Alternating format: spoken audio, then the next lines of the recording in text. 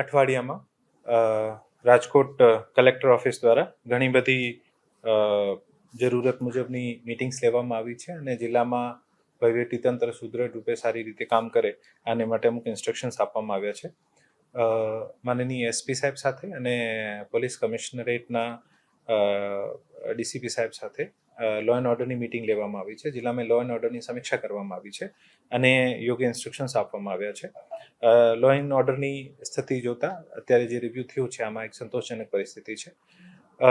ડિસ્ટ્રિક્ટમાં narcotics કંટ્રોલની પણ meeting લેવામાં આવી છે અને નાર્કોટિક્સ કંટ્રોલમાં ખાસ કરીને જેટલા પણ નાર્કોટિક્સ સબસ્ટેન્સ જે છે, ખાસ કરીને અત્યારે જે એમડી નામક ડ્રગ્સ મેફેડ્રીનનો જે પ્રચલન થઈ રહ્યો છે અને બીજા પણ નાર્કોટિક્સના જે ઓવર ધ કાઉન્ટર સેલ થાય છે, આપણી કોડીન હોય અથવા એલ્પ્રાઝોલામ જે હોય, આમાં અમુક કેસીસમાં કોઈ વગર પ્રેસ્ક્રિપ્શન સેલ નહીં થાય, આને માટે સૂચના આપવામાં આવી છે.